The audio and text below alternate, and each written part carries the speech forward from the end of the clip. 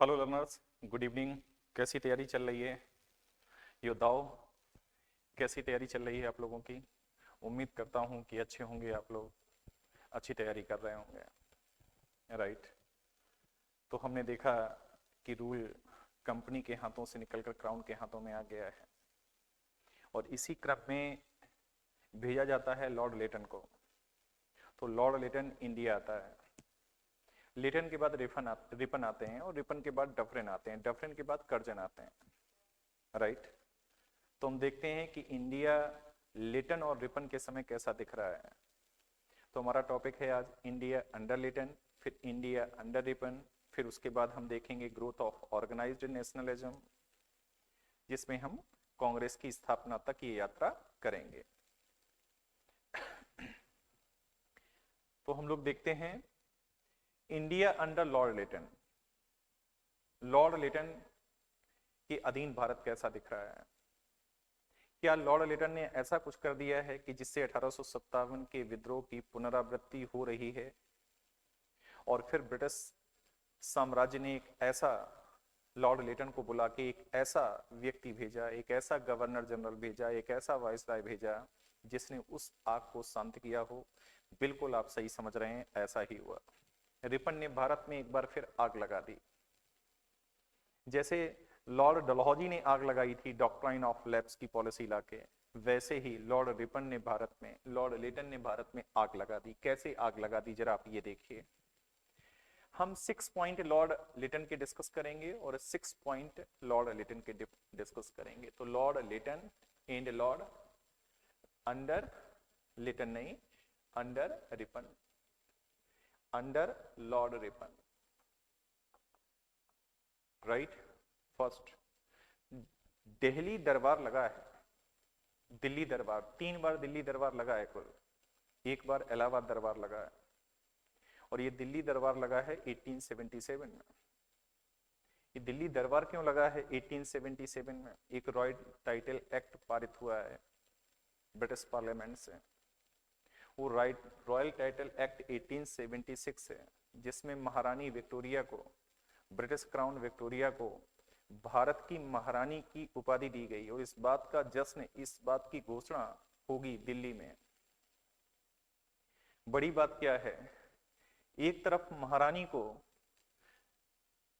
को royal title act 1876 के माध्यम से भारत की महारानी की घोषणा का इनविटेशन सभी राजाओं को, सभी स्कॉलर्स को गया है दिल्ली में। और दूसरी तरफ लर्नर्स, इस देश में एक फेमिन पड़ रहा है, अकाल पड़ रहा है। अगर आप गूगल करके देखेंगे तो एक आप पाएंगे ग्रेट फेमिन, ग्रेट अकाल। और अकाल 1876, 1878। एक तरफ लाखों रुपए दिल्ली दरबार में फूंक दिए जा रहे हैं और दूसरी तरफ इस देश में अकाल पड़ रहा है। सर, ये अकाल जो होते थे उसमें 1, 2, 3, 4, 5, 10 लाख जनसंख्या नहीं, कई कई बारी तो ऐसा होता था कि 1/3 of the population of Bengal मर जाती थी। ये दुर्दशा थी इस देश की। उसकी वजह इकोनॉमिक एक्सप्लॉयटेशन था, भारत का आर्थिक शोषण था। आर्थिक शोषण अपनी पराकाष्ठा पर था। तो पहला पॉइंट, इसमें एक व्यक्ति सुरेंद्रनाथ बनर्जी भी शामिल हुए जो आईसीएस सेवाओं में नियुक्त हुए थे, सेलेक्ट हुए थे, लेकिन एज का कुछ इशू था जिनसे उनको उनकी सेवाओं से बाहर कर दिया गया था, सिविल सेवाओं से उनको बाहर कर दिया था। आपके लिए होमवर्क है, फर्स्ट इंडियन जो सिविल सर्विसेज में आईसीएस में जो सेलेक्ट हुआ, आपको नाम बताना है। अब आप सोचिए कि फर्स्ट पॉइंट ये। Second point, vernacular press act लेकर आया। वर्नाकुलर प्रेस एक्ट क्या है? जितनी भी वर्नाकुलर लैंग्वेज में जो भी समाचार पत्र हैं, उनमें जो भी कंटेंट छप रहा है, उसकी पहले ब्रिटिश से इजाजत लेनी पड़ेगी। ब्रिटिश परमिशन के बाद ही वो कंटेंट प्रिंट होगा। देसी भाषाओं के इस देसी भाषाओं के अखबारों की आवाज प्रेस की गला घोटने के लिए षड्यंत्र रचा गया और प्रेस की फ्रीडम को वायलेट किया है किसने? लॉर्ड लिटन ने, राइट। ये इंग्लिश न्यूज़पेपर के लिए नहीं था। अब आप कहेंगे इंग्लिश न्यूज़पेपर से नेशनलिज्म नहीं। अरे आज कितने लोग इंग्लिश का न्यूज़पेपर लेते हैं, कितने लोग इंग्लिश बोलते हैं, समझते हैं, राइट। ये तो आपकी तारीफ की जानी चाहिए। फिर भी हम लोगों की क्लास का जो मीडियम है, माध्यम है, वो बोथ है Hindi and English, right. English में कंटेंट है और समझाने का दृष्टिकोण हिंदी और इंग्लिश है। तो वर्नाकुलर प्रेस एक्ट क्या कर दिया कि भारतीय जनता में असंतोष की सीमा को और बढ़ा दिया। आप असंतोष को अगर गलत तरीके से दबाते हैं तो असंतोष ताकतवर बनकर उभरता है, असंतोष दब नहीं जाता है। इसीलिए असंतोष को संतुष्ट किया जाना चाहिए, न कि दबाना, राइट। तीसरा क्या है, इंडियन आर्म्स एक्ट लेकर के आया। क्या है इंडियन आर्म्स एक्ट? भारतीय जब भी कोई हथियार रखेंगे तो उनको क्या करना पड़ेगा, लाइसेंस लेना पड़ेगा। जबकि यही कानून ब्रिटिश के लिए नहीं है। जब भी भेदभाव होता है, डिस्क्रिमिनेशन होता है, तकलीफ होती है, यहां तकलीफ होती है। अभी एक यूजीसी गाइडलाइंस आई और देखिए उसका सेक्शन 3 क्लॉज सी आर्टिकल 14 को वायलेट कर रहा था। तकलीफ हुई, लोग सड़क पर आए, सुप्रीम कोर्ट ने कहा यस, यूजीसी की गाइडलाइंस का मिसयूज होने की आशंका है, इसलिए यूजीसी गाइडलाइंस पर रोक लगाई जाती है और सरकार को निर्देश दिया जाता है कि वो नया ड्राफ्ट बिल प्रिपेयर करे, राइट। बट इस समय तो रिस्पॉन्सिबल गवर्नमेंट है, उस समय रिस्पॉन्सिबल गवर्नमेंट नहीं थी। रिस्पॉन्सिबल गवर्नमेंट का तो वादा 20 अगस्त 1970 को मॉन्टेस्क्यू ने ब्रिटिश पार्लियामेंट में किया था। 1917 के पहले तो उन्होंने कभी रिस्पॉन्सिबल गवर्नमेंट बोला ही नहीं। रिस्पॉन्सिबल गवर्नमेंट की मांग तो हम कर रहे थे स्वराज के नाम पर कि मुझे स्वराज दे दो, प्लीज दे दो, स्वराज दे दो, कॉन्स्टिट्यूशनल कंसेशन दे दो। फर्स्ट तो डिमांड यही थी कि कॉन्स्टिट्यूशनल कंसेशन दे दो, फिर स्वराज दे दो, फिर डोमिनियन स्टेटस दे दो, फिर आजादी दे दो। इस क्रम में हम आगे बढ़े। अगर हम इंडियन नेशनल कांग्रेस के मूवमेंट को देखें, फिर क्या है, reduction in import duty to the minimum level. Import duty को मिनिमम लेवल पर लेकर आ गया। इंपोर्ट ड्यूटी का मतलब है जो ब्रिटिश गुड्स इंडिया आएंगे उनकी इंपोर्ट ड्यूटी मिनिमम होगी। इसका मतलब है वो प्रोडक्ट सस्ते होंगे। सस्ते होंगे तो इसका मतलब क्या होगा, इसका मतलब ये होगा कि जो इंडियन इंडस्ट्री है वो तबाह और होंगी, राइट। मैं आपको बता दूं आपकी जानकारी के लिए, जब भी इंडियन गुड्स ब्रिटेन जाते थे तो उन पर 200 to 400% इंपोर्ट ड्यूटी लगती थी, और जब ब्रिटेन का गुड्स इंडिया आता था तो उस पर 2 to 10% इंपोर्ट ड्यूटी लगती थी, राइट। एक कॉन्स्पिरेसी, एक षड्यंत्र रचा गया कि भारतीय उद्योग धंधों को पूरी तरह से डी इंडस्ट्रियलाइज कर दिया जाए, सेकेंड सेक्टर को पूरी तरह से तबाह कर दिया जाए, राइट। इसीलिए भारत में फर्स्ट सेक्टर के बाद सीधा थर्ड सेक्टर मर्ज कर गया और सेकेंड सेक्टर का डी इंडस्ट्रियलाइजेशन हो गया। उम्मीद करता हूं कि उसी तापमान पर समझ रहे होंगे जिस पर मैं आपसे कह रहा हूं। फिर क्या है, maximum age for civil services पहले 21 ईयर थी, उसको घटा के कितना कर दिया, 19 ईयर कर दिया। अब आइए, सिविल सेवा की उम्र सीमा मैक्सिमम घटाकर कितनी कर दी, जो मैक्सिमम है वो 19 ईयर कर दी। अब आप बताइए, समझ सकते हैं कि किस तरह से षड्यंत्र कॉन्स्पिरेसी रची गई ताकि इंडियन आईसीएस में सेलेक्ट ना हो पाए। फिर क्या है, सेकेंड एंग्लो अफगान वार इसी के समय हुआ। अफगान के ऊपर अगर आप देखेंगे तो सेंट्रल एशिया आता है, तुर्कमेनिस्तान, उज्बेकिस्तान, कजाकिस्तान, किर्गिस्तान, इस तरह से वो सेंट्रल एशिया बोलते हैं उसको, राइट। उसके ऊपर क्या है, रसा है। पहले ये पांचों, ये सारे जो सेंट्रल एशिया के कंट्री हैं वो रसा का पार्ट थे, यूएसएसआर था। तो हम देखेंगे यूएसएसआर वर्सेस इंग्लैंड। हम कहाँ, अब हमारी सीमा इधर से अफगान टच हो रही थी, उधर से यूएसएसआर की सीमा भी टच हो रही थी अफगान से।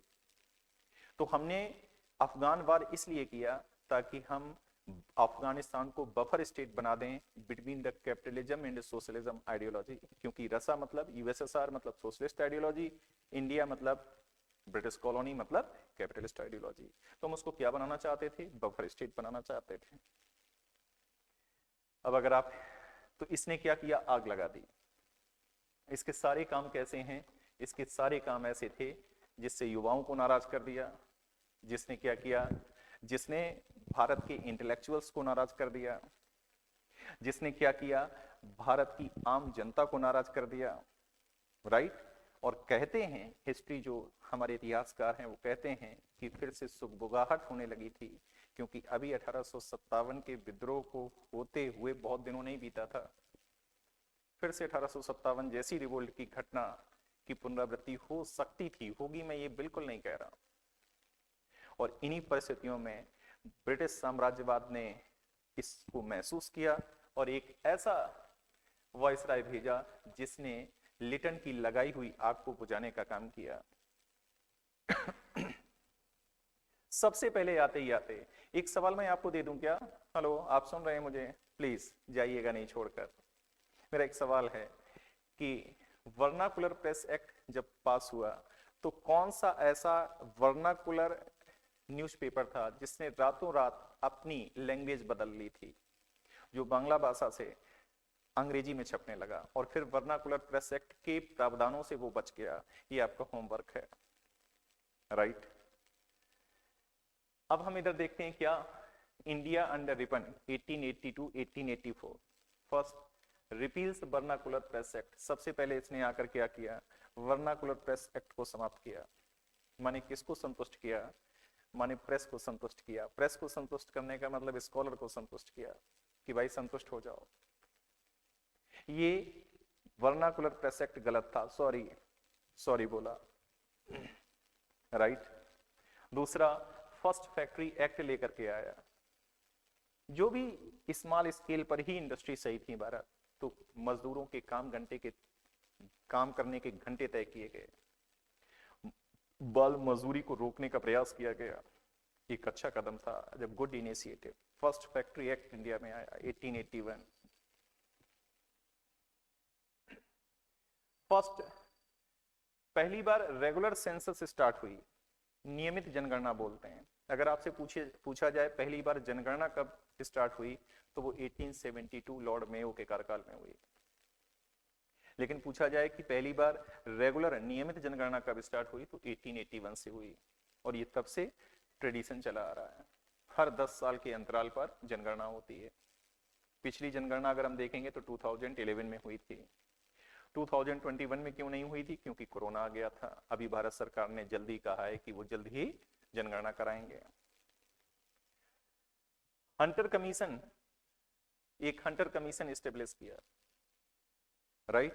1882 क्या है? अगर आपने वुड डिस्पैच कनेक्ट करिए, जो 1 लाख रुपए एजुकेशन के लिए दिए जाएंगे 1813 के चार्टर एक्ट में, फिर उसके बाद 1813 के चार्टर एक्ट के बाद 1834 में ये मामला सुलझा। तो फर्स्ट 1 लाख रुपए कहाँ खर्च किए गए? डाउनवर्ड फिल्ट्रेशन थियरी, शिक्षा के अधोगामी सिद्धांत के तहत उच्च शिक्षा में अंग्रेजी ज्ञान, पश्चिमी ज्ञान और अंग्रेजी भाषा में ये खर्च किए गए।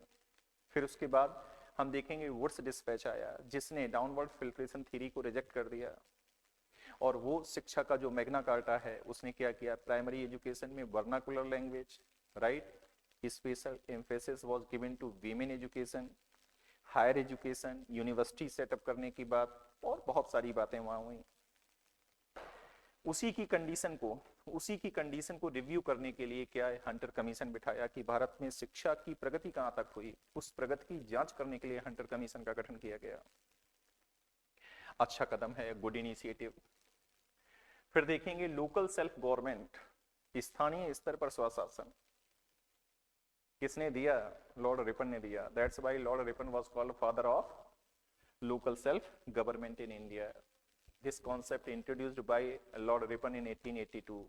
लॉर्ड रिपन ने यह महसूस किया कि अगर अधिकतर समय तक भारतीयों को ब्रिटिश प्रशासन से दूर रखा गया तो यह ब्रिटिश शासन के लिए ठीक नहीं होगा। मेरे शब्दों का चयन देखिए, ब्रिटिश प्रशासन में अगर भारतीयों को लंबे समय तक अलग रखा गया तो यह ब्रिटिश शासन के लिए ठीक नहीं होगा। अतः भारतीयों को ब्रिटिश प्रशासन में शामिल करने के लिए निचले स्तर पर क्या लेकर आए? लोकल सेल्फ गवर्नमेंट का concept, right? Local self government, Gandhi ji इसी की बात किया करते थे, लेकिन गांधी की आइडियोलॉजी को हमने पंचायतों का गठन आर्टिकल 40 डीपीएसपी पार्ट में डाला। बाद में 1992, 1993 में हमने क्या किया? पंचायत को, म्युनिसिपैलिटीज को कॉन्स्टिट्यूशनल स्टेटस दिया। और आज इस देश में अगर हम देखेंगे तो 4 लाख पंचायतें अच्छा काम कर रही हैं। विकेंद्रीकरण, डिसेंट्रलाइजेशन ऑफ पावर का एक बेस्ट एग्जाम्पल है, राइट? तो ये काम किया। फिर क्या है? एक Ilbert bill dispute. Ilbert bill dispute Ilbert bill लेकर आया। कौन? Lord Ripon. ये बिल क्या था? इल्बर्ट बिल ये था कि किसी भी भारतीय की, किसी भी यूरोपीय अभियुक्त की जो कि जिस पर की आरोप लगे हैं, उसकी सुनवाई कोई भारतीय जज भी कर सकता है। और मैं आपको बता दूं कि अंग्रेजों ने इस बात का भारत में विरोध किया, विरोध ही नहीं किया, आंदोलन कर दिया। इसको बोलते हैं व्हाइट म्यूटिनी। उन्होंने कहा, अंग्रेजों ने कहा कि ये काले लोग, इंडियंस, हमारे मामले की सुनवाई करेंगे जो अपनी महिलाओं के साथ असभ्यता से पेश आते हैं। और हम देखेंगे इस इल्बर्ट बिल पर डिस्प्यूट हो गया। क्यों नहीं कोई भारतीय यूरोपीय मामलों की सुनवाई कर सकता था, लेकिन अंग्रेजों ने इसको स्वीकार नहीं किया कि वो कटघरे में खड़े होकर के किसी ब्लैक को माय लॉर्ड बोले। सर, इसको बोलते हैं रेशियल डिस्क्रिमिनेशन। हेलो लर्नर्स, इसको बोलते हैं रेशियल डिस्क्रिमिनेशन। भेदभाव बहुत तकलीफ देता है, तकलीफ पहुंचाता है डिस्क्रिमिनेशन। तो ये इल्बर्ट बिल डिस्प्यूट है, राइट। इसके बाद अगर हम देखेंगे क्या, 1870s के डिकेज में, 1870 के दशक में हम देखेंगे कि राष्ट्रवाद भारतीय राजनीति में छा जाने को बेताब है, आ जाने को बेताब है, एंट्री करने के लिए तैयार है। और हम देखते हैं क्या कि भारत में कई सारे ऑर्गेनाइजेशंस गठित होते हैं। तो ग्रोथ ऑफ ऑर्गेनाइज्ड नेशनलिज्म की बात कर रहा हूं, संगठित राष्ट्रवाद का होता है। राष्ट्रवाद तो आपको पहले से दिखेगा, काफी पहले से दिखेगा। वो रेवोल्यूशनरी के स्तर पर दिखेगा, इंटेलेक्चुअल्स के स्तर पर दिखेगा, मॉडरेट्स के स्तर पर दिखेगा, एक्सट्रीमिस्ट के स्तर पर दिखेगा। लेकिन पहली बार 1870s के डिकेड में हम देखेंगे क्या है, ऑर्गेनाइज्ड नेशनलिज्म का इस तरह से उदय होता है कि उसकी पराकाष्ठा अगर हम देखेंगे तो इंडियन नेशनल कांग्रेस के रूप में होती है 1885 में, राइट। संगठित राष्ट्रवाद का मतलब क्या हुआ? हम इंडिविजुअल राष्ट्र की बात कर रहे हैं, अब हम ग्रुप बना करके राष्ट्रवाद की बात करेंगे। राष्ट्रवाद का मतलब है राष्ट्रहित प्रथम, राष्ट्र प्रथम। राष्ट्र प्रथम की भावना राष्ट्रवाद है। अगर हमारे हित और राष्ट्र के हित टकराएंगे तो हम राष्ट्र के हित को प्राथमिकता देंगे।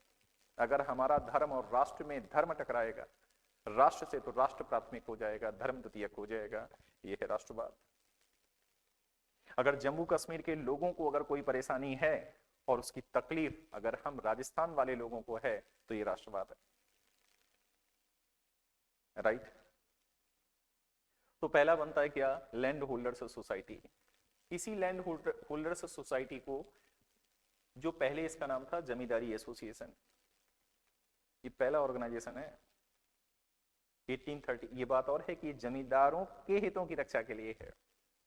अभी जमींदारों के हितों की रक्षा से जनता के हितों की रक्षा के लिए कांग्रेस आ जाएगा। उसके पहले इंडियन एसोसिएशन आ जाएगा सुरेंद्रनाथ बनर्जी का। ये तो शुरुआत है। तो क्या है, 1838 में बनता है, कहां? कलकत्ता में। What is the objective? Objective to serve the interest of zamindar, जमींदारों के हितों की रक्षा करना। ये तो बस शुरुआत है, मैं फिर कह रहा हूं, मेरी पुनरावृत्ति को सुने। फिर दूसरा अगर हम देखेंगे तो क्या है, ब्रिटिश इंडियन एसोसिएशन बनता है। इस ब्रिटिश इंडियन एसोसिएशन की बात करें तो ये 1851 में बनता है, कलकत्ता में बनता है। इसके प्रेसिडेंट राधाकांत देव हैं। ये वही राधाकांत देव हैं जिनका एक ऑर्गेनाइजेशन है धर्मसभा। ये वही राधाकांत देव हैं जो कंजर्वेटिव हैं। ये वही राधाकांत देव हैं जिन्होंने सती प्रथा का विरोध किया, राजा राममोहन राय के प्रयासों का विरोध किया। इसी तरह से एक बॉम्बे एसोसिएशन बनता है 1852 में बॉम्बे में। इसी तरह से एक मद्रास नेटिव एसोसिएशन बनता है, कहां? 1852 मद्रास में। अब ये जो तीनों इंस्टीट्यूशन आप देख रहे हैं, इनका ऑब्जेक्टिव क्या है? ये सब एप्लीकेशन लंदन भेज रहे हैं, लंदन को एप्लीकेशन भेज रहे हैं, और लंदन को एप्लीकेशन भेज करके कह क्या रहे हैं कि सर कुछ एडमिनिस्ट्रेटिव रिफॉर्म कर दीजिए हमारे यहाँ। सर सिविल सेवाओं का इंडियनाइजेशन कर दीजिए, भारतीयकरण कर दीजिए। यही मांग राजा राममोहन राय भी कर रहे थे। भारतीयों को प्रतिनिधित्व दे दीजिए। कहां दे दीजिए सर? लेजिस्लेटिव काउंसिल्स में दे दीजिए, इंपीरियल लेजिस्लेटिव काउंसिल में दे दीजिए, प्रोविंशियल लेजिस्लेटिव काउंसिल में दे दीजिए। 1861 का जो एक्ट है, इंडियन काउंसिल एक्ट, उसमें फर्स्ट टाइम ये प्रावधान रखा गया कि प्रोविंसेस में भी काउंसिल्स क्रिएट हो सकती हैं, और ये राइट है किसका? गवर्नर जनरल का। और उसके बाद हम देखेंगे पहली बार बंगाल में प्रोविंशियल लेजिस्लेटिव काउंसिल आती है। फिर हम देखेंगे तो बंगाल के बाद आती है provincial legislative council north west frontier provinces में। तो इस तरह से क्या है, प्रांतों में भी प्रोविंशियल लेजिस्लेटिव काउंसिल्स का गठन होना स्टार्ट हो गया। ये सब मांग क्या कर रहे हैं sir? Salaries of the senior officials should be reduced, क्योंकि salary, high salary, British officials को हाई सैलरी मिल रही थी, और हाई सैलरी के थ्रू ड्रेन ऑफ वेल्थ हो रहा था। ड्रेन ऑफ वेल्थ का एक मीडियम ये भी था, कई मीडियम में से। तो हम क्या कह रहे हैं सर? सिविल सेवाओं का भारतीकरण कर दीजिए। हम कह रहे हैं सर, उनकी जो सैलरीज हैं सीनियर ऑफिसर्स की, उन सीनियर ऑफिसर्स की सैलरी को रिड्यूस कर दीजिए। सर साल टैक्स रिड्यूस कर दीजिए। मैं आपको बताऊं, गांधी ने नमक आंदोलन स्टार्ट कर दिया था, नमक सत्याग्रह। जो नमक तैयार किया जाता था उसकी कीमत से 14 गुना ज्यादा उस पर टैक्स लिया जाता था। हाँ, मैं आपसे सही बोल रहा हूं। नमक रोटी भी खाना अंग्रेजों ने हराम कर दिया, राइट? तो क्या है? रिड्यूस साल टैक्स। सर साल टैक्स रिड्यूस कर दीजिए। Reduce postage charges, postal services established by Lord Dalhousie in India. क्या है सर? होम चार्जेज समाप्त कर दीजिए। होम चार्जेस का मतलब क्या है? कब इंट्रोड्यूस हुए? जल्दी बताओ, जल्दी जल्दी बताओ, वेट कर रहा हूं मैं आपके आंसर का। मैं दे देता हूं। पहली बार होम चार्जेस का कॉन्सेप्ट आया चार्टर एक्ट 1793 में। होम चार्जेस का मतलब क्या हुआ? होम चार्जेस का मतलब ये हुआ कि जो बोर्ड ऑफ कंट्रोल है इंग्लैंड में, अगर वो बीड़ी भी पिएगा तो वो इंडियन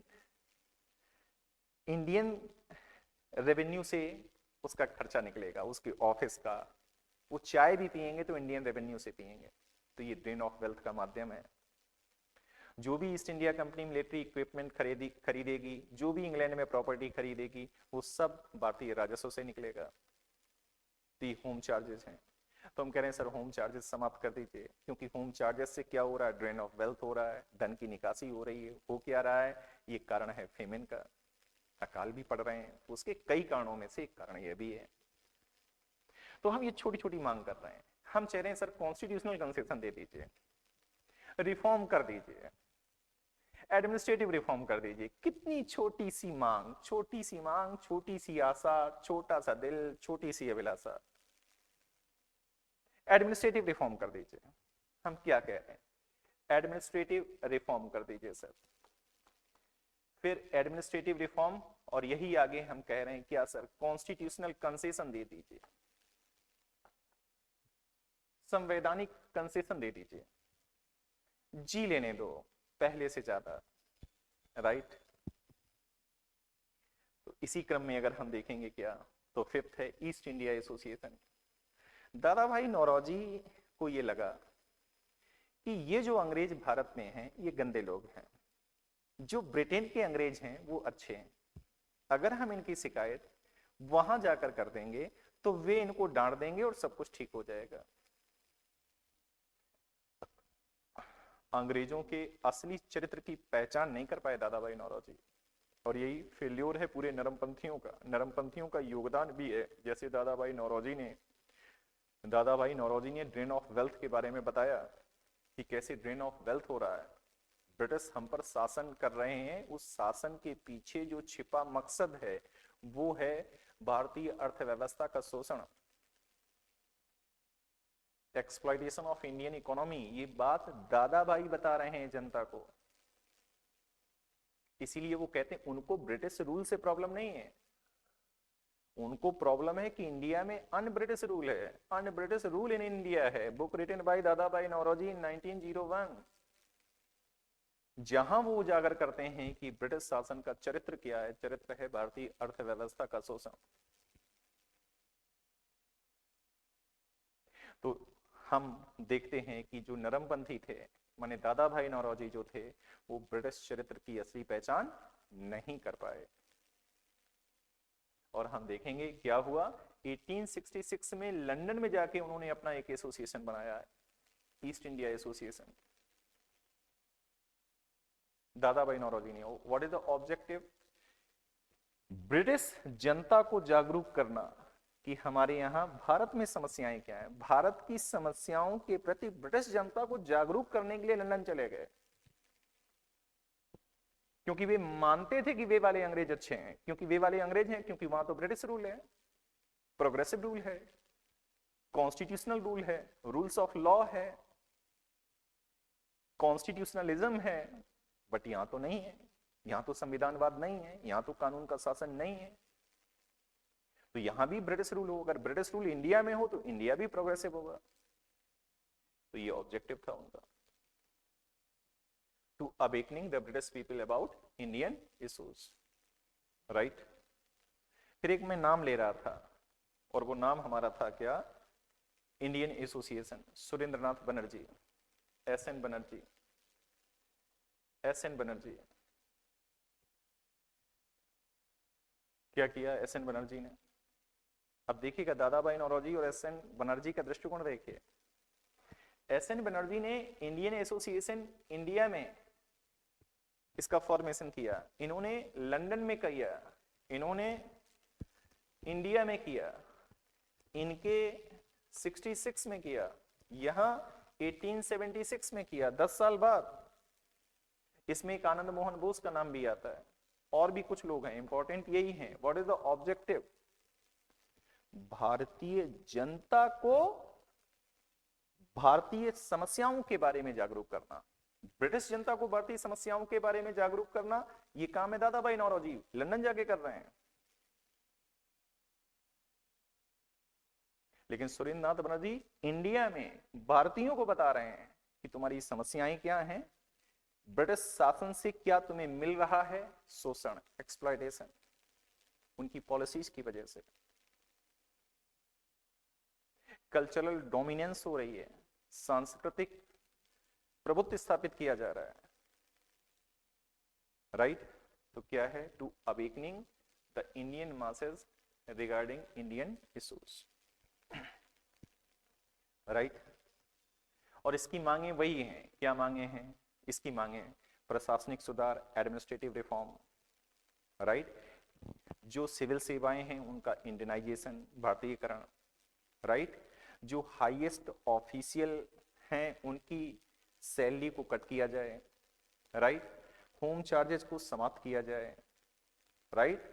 भारतीय समस्याओं के प्रति भारतीय जनता को जागरूक करना और उनकी मांग को इस प्लेटफॉर्म के माध्यम से ब्रिटिश तक पहुंचाना। शुक्रिया एस.एन. बनर्जी, राष्ट्रगुरु बोलते हैं इस काल राष्ट्रगुरु, फर्स्ट राष्ट्रगुरु, राइट। दूसरा, अगर कभी आ जाए फादर ऑफ इंडियन नेशनलिज्म, भारतीय राष्ट्रवाद के पिता, तो भारतीय राष्ट्रवाद के पिता हैं, जैसे हम कहते हैं father of modern India Raja Ram Mohan Roy with respect to socio religious reform movement. जब हम कहेंगे फादर ऑफ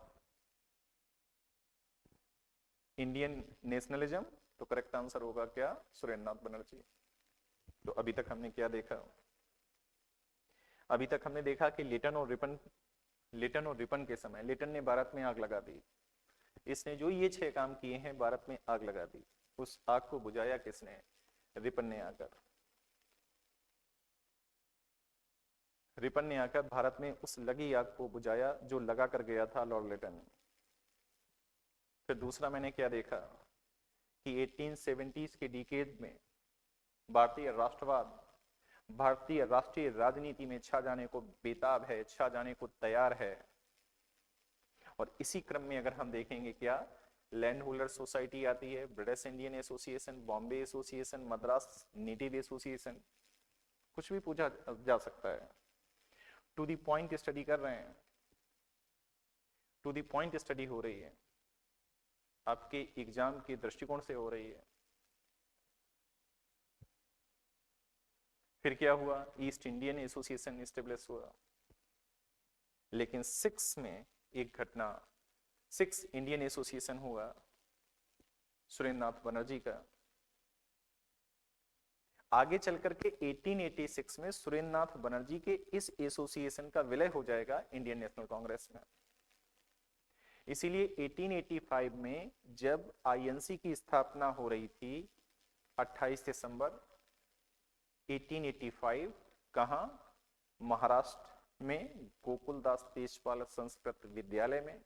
तो उस वक्त नहीं थे एसएन बनर्जी, उसमें शामिल नहीं थे। पूछ लिया जाता है सवाल, एसएन बनर्जी 1885 में शामिल थे या नहीं थे? तो नहीं थे, क्योंकि वो क्या है, अपने एसोसिएशन के लिए काम कर रहे थे। उनका एसोसिएशन उसी वक्त अपनी मीटिंग कर रहा था। तो 1886 में, क्योंकि इंडियन एसोसिएशन और इंडियन नेशनल कांग्रेस दोनों के मोटिव एक ही हैं, तो इसलिए इंडियन एसोसिएशन का बाद में मर्जर हो जाता 1886 में। इसीलिए कांग्रेस की पूर्ववर्ती संस्था किसको माना जाता है? इंडियन एसोसिएशन को माना जाता है। ये लेक्चर हिंदी मीडियम के लर्नर्स को भी ध्यान में रखकर है, तो मुझे आपके सहयोग की जरूरत है, समर्थन की जरूरत है। जो भी आप कमेंट करते हैं, अभी किसी ने कमेंट किया था कि आप पूरा सिलेबस करवाइए, हमारी कोशिश रहेगी कि हम मैक्सिमम सिलेबस को कवर करें। किसी ने मुझसे कहा था कि सिख और पंजाब, सिख और आप छोड़ दिए मराठा, हम उनको भी कवर करेंगे आगे, मेरे दिमाग में है, राइट।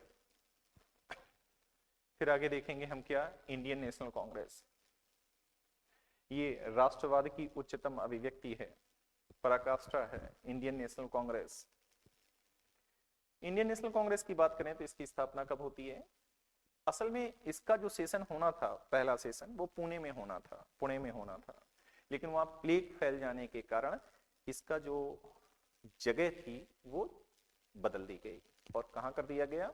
महाराष्ट्र, पुणे, महाराष्ट्र गोकुलदास तेजपाल संस्कृत विद्यालय। तो ये कब स्थापना होती है? फर्स्ट कब स्थापना होती है? 28 दिसंबर 1885। कहां होती है? गोकुलदास तेजपाल संस्कृत विद्यालय। कहां है? महाराष्ट्र, बॉम्बे, राइट। महाराष्ट्र मतलब बॉम्बे, यहां महाराष्ट्र लिखूं या बॉम्बे लिख देता हूं? बॉम्बे, राइट। थर्ड पॉइंट, कितने रिप्रेजेंटेटिव ने भाग लिया? 72 रिप्रेजेंटेटिव थे जिन्होंने इसमें पार्टिसिपेट करा, राइट। अधिकतर वकील थे, अधिकतर स्कॉलर थे, वो आम जनता से लोग नहीं थे, वो अपना विशेष दर्जा रखते थे। अब इसी तरह से अगर हम देखेंगे तो की रीजंस क्या है for the establishment of Indian national Congress, क्योंकि यहां एक सबसे बड़ी और अहम बात है कि एक British retired ICS officer Indian national की स्थापना में अपना कंट्रीब्यूशन दे रहा था, उसका नाम है एओ ह्यूम। तो एक सवाल सबसे बड़ा उठता है कि आखिर एओ ह्यूम जो एक ब्रिटिश रिटायर्ड ऑफिसर है, वो east India company, Indian national Congress की स्थापना में अपना कंट्रीब्यूशन क्यों दे रहा है? क्योंकि इस समय जो वायसराय ऑफ इंडिया था, वो था Lord Dufferin, viceroy of India 1884 to 1888। तो इस बात पर अभी हम डिस्कस करेंगे। और यहां पर जो प्रेसिडेंट बनाए गए, वो प्रेसिडेंट कौन थे? अध्यक्ष इसके वो थे WC बनर्जी। और यहां पर एक रूल तय किया गया, एक रूल डिसाइड किया गया कि कांग्रेस का सेशन हर साल दिसंबर माह में, दिसंबर के लास्ट वीक में, वही 28, 29, 30, इस तरह से 31 देश के विभिन्न विभिन्न हिस्सों में हुआ करेगा। उसकी वजह यह है कि इंडियन नेशनल कांग्रेस को राष्ट्र की आवाज के रूप में स्थापित करना है, राइट। तो हम देखते हैं ये आईएनसी के बारे में, क्यों आईएनसी की स्थापना हुई, उसके की रीजंस क्या हैं। तो पहला रीजंस ये है कि ब्रिटिश पॉलिसीज के प्रति जो इंडियंस हैं उनमें असंतोष है, डिससेटिस्फेक्शन है among the Indians. Right, with British policies. दूसरा क्या है, इकोनॉमिक एक्सप्लॉयटेशन हो रहा है, इसमें तो कोई दो राय नहीं है। किस सीमा तक हो रहा है इकोनॉमिक एक्सप्लॉयटेशन, आप समझ पा रहे हैं कि भारत में अकाल की बारंबारता हो रही है और लाखों लोग एक एक बारी में मार दिए जा रहे हैं। ये आप ही का देश है, मैं आप ही के देश की कहानी बता रहा हूं, ये हम लोगों का देश है। नेक्स्ट क्या है, the influence of western education. अब वेस्टर्न एजुकेशन पा करके जिसका ये खोपड़ा खुल गया, दिमाग खुल गया, चेतना जग गई, जो जड़ था चेतन, वो चेतन जड़ से चेतनमय हो गया। उस चेतन जड़ ने ये समझा कि हमें हमारे लोगों के लिए कुछ करना है, हमारे लोगों के लिए हमें आवाज देनी है। और फिर क्या है कि ब्रिटिश के साथ डायलॉग करने में, ब्रिटिश के साथ डायलॉग करना है। अब ये डायलॉग कैसे हो, तो इसके लिए एक प्लेटफॉर्म बना दिया जाए, और वो प्लेटफॉर्म क्या है, इंडियन नेशनल कांग्रेस। एक हमने बॉक्स में ये किया है, एओ ह्यूम, एक अंग्रेज रिटायर्ड आईसीएस अधिकारी दिलचस्पी ले रहा है भारतीयों के लिए एक ऑर्गेनाइजेशन बनाने में, इंडियन नेशनल कांग्रेस को स्थापित करने में। सवाल अभी वही है, वो सवाल वही है क्या कि आखिर इसकी दिलचस्पी क्यों है।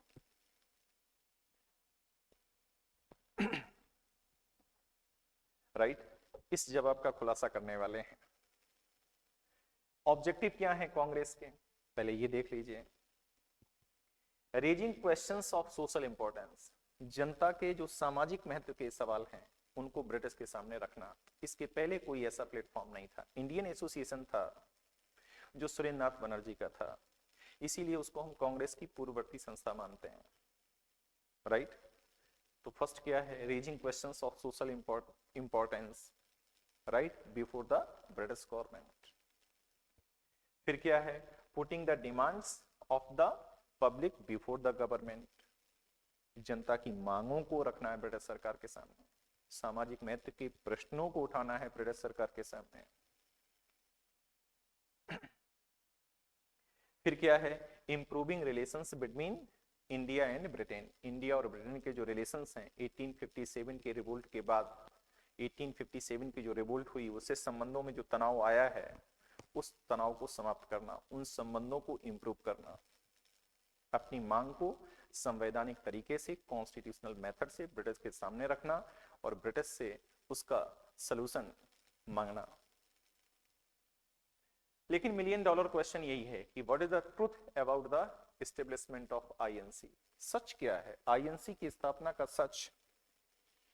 मैं सुनाने जा रहा हूं सच, जब मेंस पढ़ाता हूं तो इसको डिटेल से हम लिखवाते भी हैं और डिटेल से एक्सप्लेन करते हैं। चूंकि हमारे लोगों के पास समय कम है, जिम्मेदारी ज्यादा है, तो मेरा पहला मकसद, इस आरएस ओनली प्लेटफॉर्म का पहला मकसद है कि आपको प्रीलिम्स में सेलेक्ट कराना, और इसीलिए जनहिताय को देखते हुए, माने स्टूडेंट के हितों को प्राथमिकता से देखते हुए ये क्लास डेली स्टार्ट की गई है।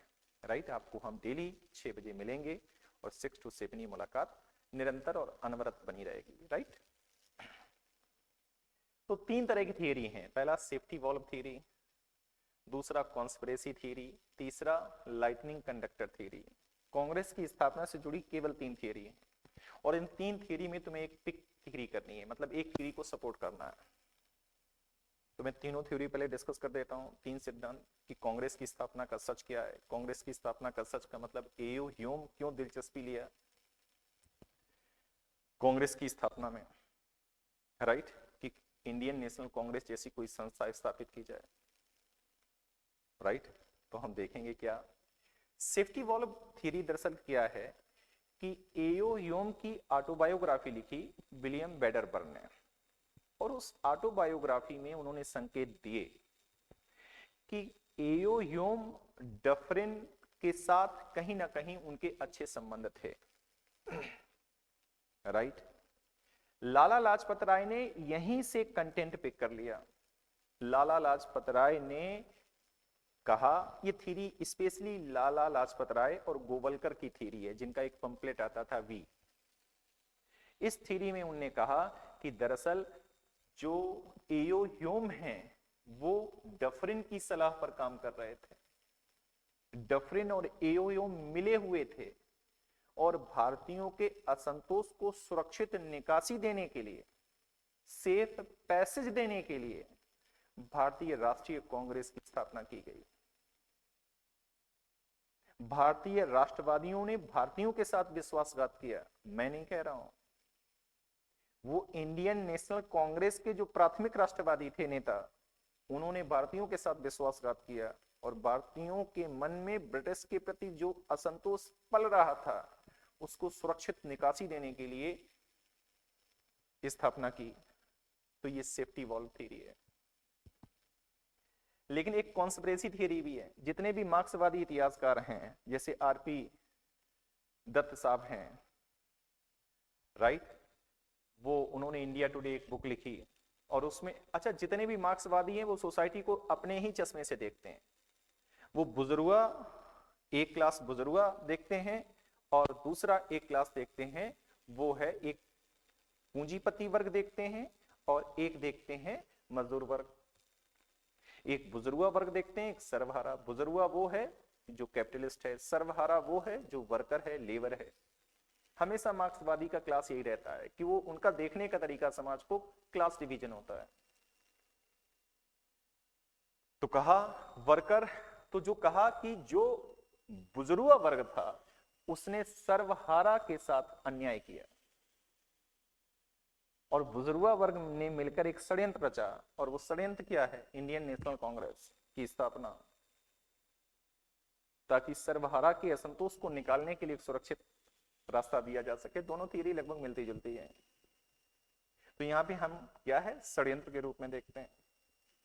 लेकिन हमें और आपको कमीशन के नजरिए से इस थ्योरी को सपोर्ट करना चाहिए। मैं कलर ये पिक कर लेता हूं, इस थ्योरी को सपोर्ट करना चाहिए। गोपाल कृष्ण गोखले इस थ्योरी को देते हैं। ये थ्योरी है क्या? ये थ्योरी ये है कि उस समय जैसे भारतीयों को 1857 के विद्रोह के बाद भारतीयों को जिन निगाहों से देखा जाता था, जिन शक की निगाहों से देखा जाता था, उन परिस्थितियों में अगर एओ ह्यूम की सेवाएं भारतीय राष्ट्रवादियों ने इंडियन नेशनल कांग्रेस की स्थापना में ली, तो ये इंस्टीट्यूशन डफरिन की बुरी नजर से बच गया। वरना उस समय भारतीय संस्थाओं को जिन नजरों से देखा जाता था, कहीं ऐसा तो नहीं होता कि ये बच्चा पैदा होने के पहले ही मर जाता। तो ये बच्चा जवान हो, उसके लिए जरूरी ये था कि किसकी मदद ली गई? एओ ह्यूम की। तो एओ ह्यूम ने भारतीय राष्ट्रवादियों का इस्तेमाल किया या भारतीय राष्ट्रवादियों ने एओ ह्यूम का तड़ित चालक के रूप में इस्तेमाल किया, लाइटनिंग कंडक्टर के तौर पे इस्तेमाल किया? बिल्कुल सही आपने समझा। भारतीय राष्ट्रवादियों ने एओ ह्यूम का लाइटनिंग कंडक्टर के रूप में इस्तेमाल किया ताकि ब्रिटिश की बुरी नजर न लगे, ताकि लॉर्ड डफरिन की बुरी नजर न लगे। और एविडेंस में पहला एविडेंस ये है कि बाद के जो लेटर्स हैं उससे पता चला कि डफरिन और एओ ह्यूम के रिलेशन अच्छे नहीं थे, राइट। डफरिन कांग्रेस से खुद नफरत करता था। डफरिन का एक स्टेटमेंट है, कांग्रेस को बोलता है कि ये सूक्ष्म संस्था है, माइनॉरिटीज को रिप्रेजेंट करती है। जब कोई वाइसराय पर बैठा व्यक्ति एक इंस्टीट्यूशन के लिए ये बोले कि वो माइनॉरिटी को रिप्रेजेंट करती है, इससे ये प्रूफ होगा कि वो माइनॉरिटीज को रिप्रेजेंट नहीं करती है। डफरिन की चिड़ कांग्रेस के लिए यह है कि वो डफरिन बोल रहा है कांग्रेस को क्या, कि अनक्लीन थिंग, एक अपवित्र चीज कांग्रेस के लिए, राइट। और सब इन चक्रों में मत पड़ना कि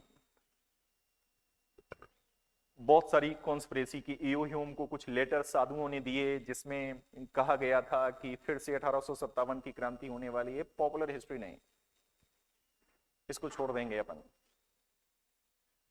तो ये क्या है? The truth about the establishment of Indian national Congress. हम इस थ्योरी को सपोर्ट करेंगे, राइट।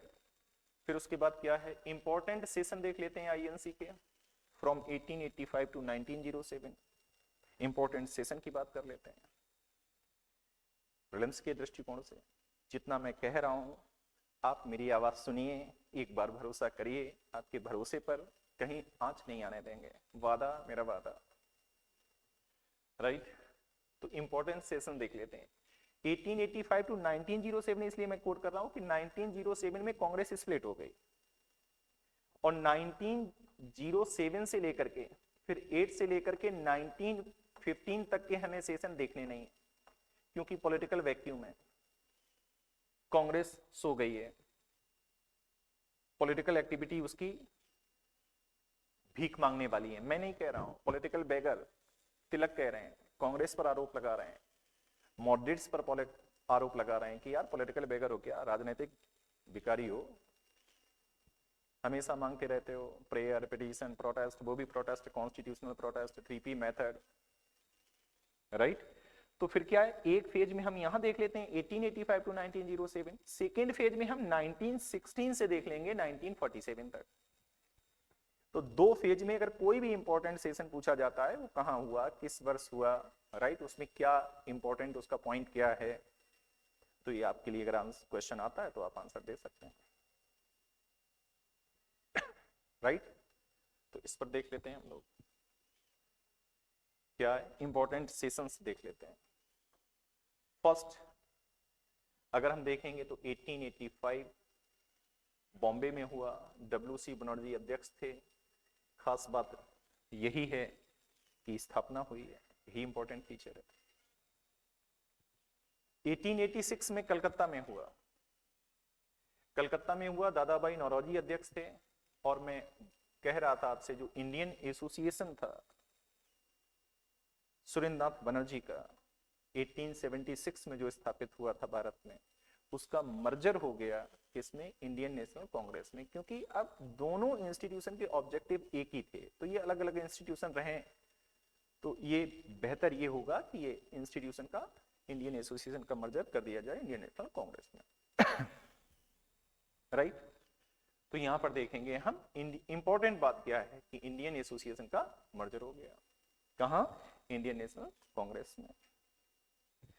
थर्ड क्या है, 1887 की घटना देखते हैं, क्या है, मद्रास में हुआ, बदरुद्दीन तैयब जी, ये वही बदरुद्दीन तैयब जी हैं जो सर सैयद अहमद खां के साथ मुसलमानों को आगाह कर रहे थे कि आप कांग्रेस में शामिल ना हो। उसके बाद सर सैयद अहमद खां तो कांग्रेस से समान दूरी बनाए रखे, लेकिन बदरुद्दीन तैयब जी कांग्रेस में शामिल हो गए, राइट। तो क्या है, first Muslim president of Indian national Congress, ये क्वेश्चन पुट किया जा सकता है, तो बदरुद्दीन तैयब जी होंगे, राइट। फिर अगर हम देखेंगे क्या, फोर्थ 1886 की बात करें तो क्या है, इलाहाबाद में होता है, जॉर्ज यूल इसके प्रेसिडेंट होते हैं। पूछा यह जा सकता है कि first English president of Indian national Congress, तो ये जॉर्ज यूल थे, राइट। फिर उसके बाद अगर हम देखेंगे 1896, अगर हम इसकी बात करते हैं, कलकत्ता में होता है, रहीमतुल्लाह सयानी प्रेसिडेंट हैं। फर्स्ट टाइम वंदे मातरम गीत गाया गया। कुछ क्वेश्चन है आपसे, वंदे मातरम गीत किसने लिखा, वंदे मातरम गीत कहां से लिया गया है, वंदे मातरम की यात्रा के 150 वर्ष पूरे हो चुके हैं, हम वंदे भारत चला रहे हैं, सरकार ने इतनी खूबसूरत स्लीपर वंदे भारत चलाई और जनता ने, मैं तो न्यूज में देख रहा था कि जनता ने उसको गंदा कर दिया पूरी तरह से। इसका मतलब है कि हम वंदे भारत जैसी ट्रेन के लिए, ट्रेन की सुविधा के लिए तैयार नहीं है। इस देश में एजुकेशन सिस्टम में बड़ा इंप्रूवमेंट होना चाहिए। लोगों को सबसे पहले तो सिविक सेंस सिखाया जाना चाहिए, कैसे खड़े होते हैं, कैसे वीमेन की रिस्पेक्ट करते हैं। एजुकेशन का मतलब तो यही है ना कि इंप्रूवमेंट, व्यक्तित्व का विकास, ग्रोथ ऑफ पर्सनालिटी, राइट। तो 150 वर्ष वंदे मातरम के हो गए हैं, सरकार कुछ तैयारी कर रही है। अच्छा मैं आपसे पूछूं, एक कहते हैं राष्ट्रगीत कौन सा है, तो राष्ट्रगीत वंदे मातरम नहीं है, क्योंकि ऐसा कोई लॉ नहीं है, ऐसा कोई गाइडलाइंस नहीं है, ऐसा कोई रूल्स नहीं है, ऐसा कोई रेगुलेशंस नहीं है, ऐसा कोई एक्ट नहीं है कि जिससे हम कहें वंदे मातरम इस समय राष्ट्रगीत है। जैसे राष्ट्रगान है जनगण मन, क्योंकि उसको क्या है, कॉन्स्टिट्यूंट असेंबली ने पास किया है। उस पर क्या है, उसको अगर आप इंसल्ट करते हैं तो उस पर एक्ट 1971 बना हुआ है। अगर हम देखेंगे तो कॉन्स्टिट्यूशन के आर्टिकल 51 ए, राइट, उसमें राष्ट्रगान के सम्मान करने की बात कही गई है। लेकिन राष्ट्रगीत जैसे क्या है, father of the nation Mahatma Gandhi, तो ऐसा कोई लॉ नहीं है। कोई मानता है फादर ऑफ द नेशन, मैं नहीं मानता हूं। मैं कहता हूं वो फादर ऑफ नेशन थे, बिल्कुल सही बात है, लेकिन फादर ऑफ नेशन सुभाष भी थे, सुखदेव भी थे, राजगुरु भी थे, सुरेंद्रनाथ बनर्जी भी थे, राइट, दीनसा वाचा भी थे, लाल बाल पाल, अरविंद घोष, अजीत सिंह, अंकल ऑफ उधम सिंह, सभी थे। हमारी नजर में जो बलिदान रेवोल्यूशनरी ने दिया वो भी सब फादर ऑफ नेशन थे, सभी राष्ट्र का निर्माण कर रहे थे। तो क्रेडिट पर्टिकुलर पर्सन को ही क्यों, ये मेरा अपना नजरिया है। स्टिल गांधी का कंट्रीब्यूशन बहुत बड़ा है, नो डाउट। आज भी अगर गांधी आ जाए, 100 लोग बैठे हों और लोगों को पता चले कि वही गांधी हैं, और गांधी आ जाए अगर, तो लोग खड़े हो जाएंगे, ऑटोमेटिकली खड़े हो जाएंगे। ये रिस्पेक्ट है गांधी के लिए। अकेला व्यक्ति था, सेकेंड राउंड टेबल कॉन्फ्रेंस में लंदन गया, अकेला व्यक्ति, कम कपड़े पहने हुए, अदनंगा फकीर, और जितने लोग कोट पैंट पहन के बैठे हुए थे, सबके मन में उस व्यक्ति ने हीन भावना भर दी। इसको बोलते हैं कॉन्फिडेंस, इसको बोलते हैं अदा, ये है कातिलाना अदा, राइट। 1901 में अगर हम देखेंगे तो कलकत्ता दीनसा इवाचा, फर्स्ट टाइम क्या है, गांधी कहां, गांधी एक्चुअली क्या है, 1893 में गांधी चले जाते थे, गांधी चले जाते हैं, दादा अब्दुल्ला एंड कंपनी का एक केस है, तो उसी केस के सिलसिले में साउथ अफ्रीका चले जाते हैं। और फिर साउथ अफ्रीका से गांधी बीच बीच में भारत आते रहते हैं। तो एक बार गांधी कांग्रेस, पहली बार गांधी कांग्रेस के किस सेशन में अपीयर हुए, वो सेशन हमारा क्या है, 1901 का है। ये बड़ी बात है, पूछी जा सकती है। फिर क्या है, 1905 में बनारस में गोपाल कृष्ण गोखले, स्वदेशी मूवमेंट की घोषणा। आपको मैं बता दूं, लॉर्ड कर्जन भारत का वायसराय था। स्वदेशी आंदोलन अब मैं आपको पढ़ाऊंगा नहीं, मैं अभी डिटेल कुछ दे रहा हूं। स्वदेशी आंदोलन के बारे में वो डिटेल क्या है कि पहली बार लॉर्ड कर्जन ने क्या किया, 1903 में बंगाल के विभाजन के बारे में अनौपचारिक घोषणा की कि बंगाल का विभाजन होगा। लेकिन उसके बाद अगर हम देखेंगे तो इसने बंगाल के विभाजन की औपचारिक घोषणा कर दी, फॉर्मल डिक्लेरेशन, कि पंजाब का विभाजन होगा। और पंजाब का विभाजन 16 अक्टूबर 1905 को कर भी दिया गया, राइट। लेकिन क्या हुआ, इसके पहले हमने एक आंदोलन चलाया, वो आंदोलन कहलाता है स्वदेशी आंदोलन। स्वदेशी आंदोलन का मतलब है boycotted British goods and services, विदेशी वस्तुओं और सेवाओं का बहिष्कार किया गया, राइट। और उसमें हम देखेंगे क्या कि फिर स्वदेशी आंदोलन के दौरान क्या है, नरमपंथियों और गर्मपंथियों के बीच में मतभेद भी आए। नरमपंथी स्वदेशी आंदोलन को बंगाल तक सीमित रखना चाहते थे, गर्मपंथी जो एक्सट्रीमिस्ट थे वो पूरे भारत में फैलाना चाहते थे, राइट। तो ऐसे कुछ मुद्दे थे जिनसे गर्मपंथी और नरमपंथियों के बीच मतभेद हुए, और उसका परिणाम 1907 में जाकर के क्या हुआ कि कांग्रेस में एक फूट हो गई, फूटन हो गई। 1907 में कांग्रेस स्प्लिट हो गई नरमपंथी और गर्मपंथियों के बीच में। गर्मपंथी, अधिकतर गर्मपंथी नेताओं ने सक्रिय राजनीति को अलविदा कर दिया या वो जेल चले गए किन्हीं मामलों में, और नरमपंथी वापस 3P पॉलिटिक्स पर लौट आए। 3P का मतलब है P for prayer, second P for petition, third P for protest. Protest means constitutional protest, right. और जैसे लाला लाजपत राय को हम देखेंगे तो पहले वो चले गए मांडले जेल में, फिर वो चले गए इंग्लैंड में, फिर वो इंग्लैंड से लौट के आते हैं, सॉरी अमेरिका चले गए, अमेरिका से लौट के आते हैं। अरविंद घोष ने क्या है, अलीपुर कॉन्स्पिरेसी केस जो हुआ था, राइट, उस केस में इनका भी नाम था, लेकिन जब निर्दोष साबित हुए तो उन्होंने सक्रिय राजनीति से संन्यास ले लिया और पुडुचेरी चले गए। वहीं अरविंदो आश्रम की स्थापना की और अपना पूरा ऑब्जेक्टिव स्पिरिचुअलिटी को बना लिया। इसी तरह से देखेंगे बिपिन चंद्रपाल लंदन चले गए, लंदन से लौट कर जब वो आए तो गांधी जब नॉन कोऑपरेशन मूवमेंट स्टार्ट कर रहे थे तो गांधी के प्रोग्राम से वो नाराज थे और उन्होंने भी एक्टिव पॉलिटिक्स से अलविदा कह दिया, और फिर बिपिन चंद्र पाल भी देखने को नहीं मिलेंगे। तो इस तरह की बातें हैं। तो स्वदेशी आंदोलन मैं आप पर छोड़ रहा हूं। मैं नरमपंथी युग स्टार्ट करूंगा आगे चल करके, मॉडरेट फेज स्टार्ट करूंगा, एक्सट्रीमिस्ट फेज स्टार्ट करूंगा, रिवोल्यूशनरी फेज स्टार्ट करूंगा, राइट, फिर गांधीयन फेज स्टार्ट करूंगा। तो ये स्वदेशी आंदोलन के कुछ फैक्ट आपको देखने होंगे। स्वदेशी आंदोलन के दौरान बंगाल में कई सारी सीक्रेट कमेटी बनी, जिसमें अनुशीलन समिति है, अनुशीलन समिति है पुलिनदास की जो बनती है, दूसरा युगांतर ग्रुप है, राइट। ये सब क्या क्या इन्होंने घटनाओं को अंजाम दिया है, तो ये फैक्ट मैं आपके ऊपर छोड़ता हूं। उम्मीद करता हूं कि आपका साथ मुझे मिलेगा और मैं और आप हम हो जाएंगे और हम मिलकर आगे बढ़ेंगे, राइट। फिर आप देखेंगे 1906 में क्या हुआ। कलकत्ता में दादा भाई नौरोजी, पहली बार स्वराज की मांग की गई, पहली बार स्वराज की मांग की गई।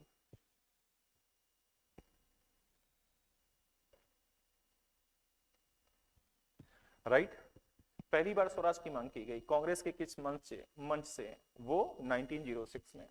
पूर्ण स्वराज की मांग 1929 में होगी लाहौर सेशन में। तो 1906 से 1929 23 ईयर के बाद। सूरत में अभी हमने बताया ही आपको कि कांग्रेस स्प्लिट हो गई दो भागों में। एक और होमवर्क दे रहा हूं 10th नंबर का 1911। क्या है कि 1911 में वो कहाँ है स्थान, प्रेसिडेंट कौन है, जहां पहली बार जन गण मन गाया गया 1911 के सेशन में, राइट। तो ये आपको सेशन तैयार करने हैं, राइट। इनसे कोई भी क्वेश्चन पुट किया जा सकता है, इसके अलावा कुछ पूछा जा नहीं सकता है, राइट। तो हम लोग क्या है अब कैसे आगे बढ़ने वाले हैं नेक्स्ट लेक्चर पर, मॉडरेट फेज, जुड़े रहिएगा, है ना। आपके एग्जाम के लिए मैं महत्वपूर्ण हूं, ये लेक्चर महत्वपूर्ण है। मॉडरेट फेज, एक्सट्रीमिस्ट फेज, फिर रेवोल्यूशनरी फेज, फिर गांधीयन फेज, इस तरह से हम लोग आगे प्रोसीड करेंगे, राइट। अच्छा, आपको मैं ये भी बता दूं कि हम लोग government of India act 1858, right, उसको पढ़ चुके थे। उसके बाद क्या है, इंडियन काउंसिल एक्ट 1861 पास हुआ था। तो इंडियन काउंसिल एक्ट 1861 के बारे में हम कुछ फीचर बता दें आपको। इंडियन काउंसिल एक्ट 1861, इसको अगर हम देखेंगे, हम 1858 तक डिस्कस कर चुके थे, क्या याद है आपको? अगर प्रीवियस लेक्चर आपने देखे होंगे, अगर आपने नहीं देखे हैं तो मैं आपसे रिक्वेस्ट करूंगा और आपको आदेश भी दूंगा कि आप जाकर के देखिए। बेस्ट कंटेंट है, डिलीवरी कट कॉपी पेस्ट नहीं है। तो क्या है, गवर्नर जनरल ऑफ इंडिया को एक पावर दी गई टू क्रिएट न्यू प्रोविंसेस। दूसरा, provisions were given to power to legislate. ये कुछ पॉइंट्स हैं इस तरह के, right. First time portfolio system introduced by Lord Canning. Portfolio system का मतलब है मिनिस्ट्री को डिवाइड कर देना। जो गवर्नर जनरल के एग्जीक्यूटिव काउंसिल के मेंबर हैं वो सभी विषयों पर आपस में बोलते थे, लड़ते थे। फिर बता दिया कि जो जिसको पोर्टफोलियो दे दिया जाएगा, मिनिस्ट्री दे दिया जाएगा, वही उसके बारे में बात करेगा। तो पोर्टफोलियो सिस्टम को इंट्रोड्यूस लॉर्ड कैनिंग ने किया, अगर पूछा जाता है तो आंसर सही ये है। और पोर्टफोलियो सिस्टम को लीगलाइज्ड कब किया गया? Through Indian council act 1861। Imperial legislative council का साइज बढ़ा दिया गया। Imperial legislative council executive council plus 12 member है, पहले 6 थे, अब बढ़ करके 12 नए मेंबर को ऐड कर दिया गया। For the first time Indians were inducted in imperial legislative council. पहली बार इंडियंस को शामिल किया गया। सरदिनकर राव, राजा of Banaras, Maharaja of Patiala appoint किए गए। फिर क्या है, governor general was all the vetoes to for executive and legislative, veto power उसको दे दी गई। और नेक्स्ट क्या है, imperial legislative council could not discuss the financial matter. Financial matter discuss नहीं किए जा सकते थे। वोटिंग की बात तो छोड़ दीजिए, फाइनेंशियल मैटर का डिस्कशन ही नहीं होगा, बजट पर डिस्कशन ही नहीं होगा। कहां? इंपीरियल लेजिस्लेटिव काउंसिल में। And governor general was given power to issue ordinance. Issue to ordinance का मतलब यहां पर यह हुआ कि चूंकि जो इंपीरियल लेजिस्लेटिव काउंसिल है वो साल में 2-3 बार उसके सेशन होंगे। तो जब इंपीरियल लेजिस्लेटिव काउंसिल के सेशन नहीं होंगे तो क्या होगा, ऑर्डिनेंस का प्रोविजन गवर्नर जनरल या वाइसराय के हाथों में दे दिया गया, राइट। जैसे आज भी प्रेसिडेंट ऑर्डिनेंस इशू करता है जब सेशन प्रोसीड नहीं कर रहा होता, सेशन सत्र में नहीं होता है तब, ठीक है। उम्मीद करता हूं कि आपको ये लेक्चर अच्छा लगा होगा। उम्मीद करता हूँ आप हमसे आगे भी जुड़े रहेंगे। थैंक यू, बाय, नमस्ते।